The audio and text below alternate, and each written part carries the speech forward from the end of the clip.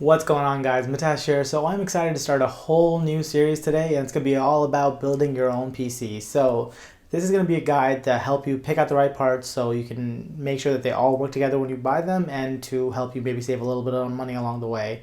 So each video in the series will consist of me talking about a specific part and what you need to watch out for when you're buying that part, but trying to help you pick out something that's right for you guys. So there'll be a specific video about the CPU, the motherboard, RAM, power supply, all the stuff that you need to build a PC. So if you guys are excited about it, don't forget to hit that subscribe button so you guys see all of them as soon as they're put up. So to start off the series, I thought a fun way to start it off would be to talk about my current build, and this right here is it. I'm sure you guys have seen it in all my videos, but this black unassuming box right here has been my PC for the last 6.5 years. So it served me well. I'm actually going to upgrade the last parts of it that are left, the CPU, RAM, and motherboard, very shortly. I just ordered all the parts. If you guys follow me on Snapchat or Instagram or anywhere, you can see that I've got 2 of the 3 parts, just missing the CPU right now. But so as soon as those come in, I'm going to be upgrading this. But I thought this would be a good way to start off by just telling you guys about the mistakes that I made on my first build, talk about the things that I have in here and the things that I'm actually upgrading to. So let's get started.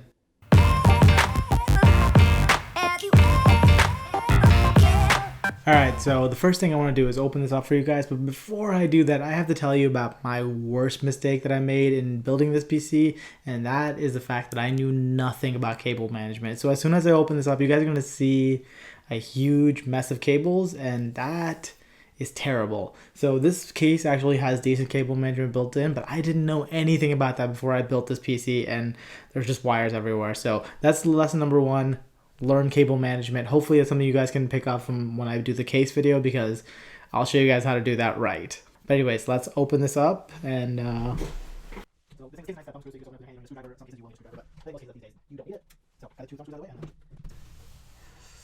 oh, now I don't think you guys will be able to see this, so let me go ahead and pull the camera a little bit closer so you guys can take a better look.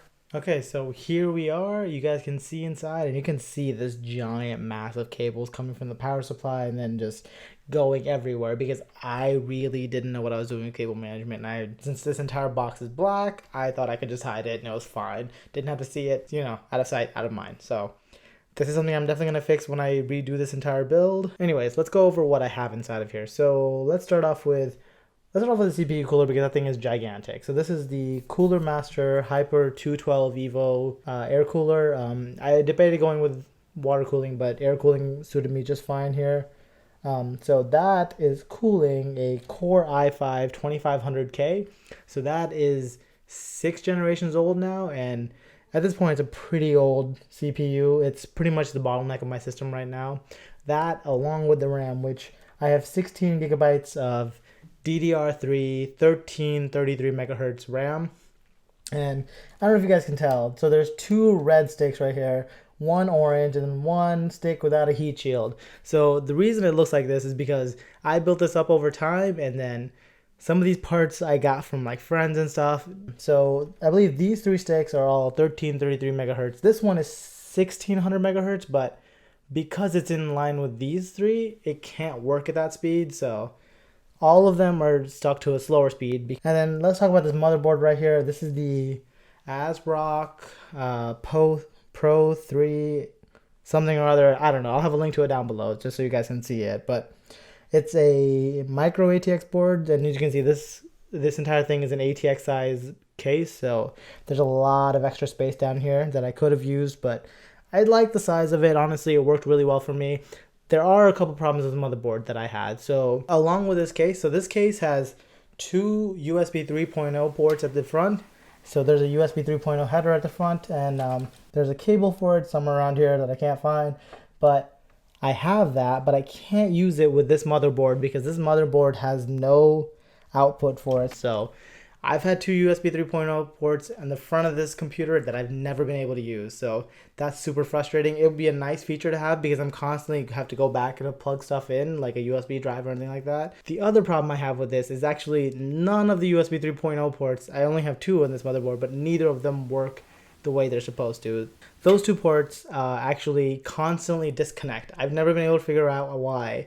I've upgraded the drivers on it to the latest versions and they still have the issues. So hopefully the new motherboard will at least fix that. Also in here, I have a 2TB hard drive. I have a 256GB Samsung Evo 840 SSD. This is the power supply right here. It is a 550 watt power supply. It's 80 plus bronze rated. And this right here is my GTX 1060 6GB card. I recently just got this, actually just 2 years ago now.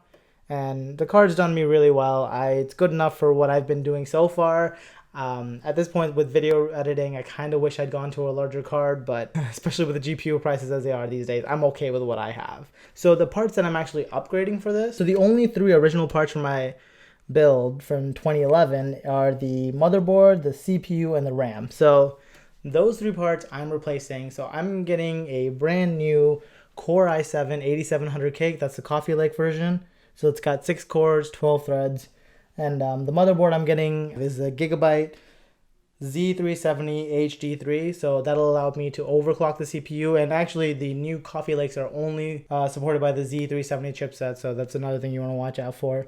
And then talking about the RAM. So right now I'm just replacing it with 2 8GB sticks. So 16GB total of DDR4 3000 megahertz RAM.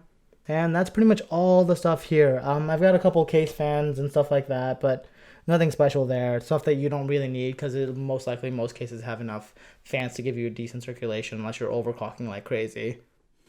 So there you guys have it. Those are a few of the mistakes I made while building this PC and some of the components that I have in here. Now, I know you're thinking that there weren't a lot of mistakes, and that's because building a PC has gotten much easier these days. You just piece the things together and they all just work. But there are a few things that you want to be sure of when you're buying parts. So that's what the series is all about, is teaching you guys things to look out for when you're buying these parts. So the next video in the series will be all about the CPU. So I'm excited to get my new CPU. Just to show you guys, I actually already got my RAM and my motherboard in the mail, so I'm only missing one more part to upgrade this PC, and that's the CPU, and that is what we're talking about next time. So why I picked the i5 2500K when I did, why I'm going with the i7 8700K, and why maybe something else is right for you. So if you guys are looking forward to that, like I said, don't forget to hit the subscribe button so you guys can see it, and if you hit that notification icon next to it, you can get a notification as soon as the video is posted. So thank you guys for watching. I'll catch you guys in the next one.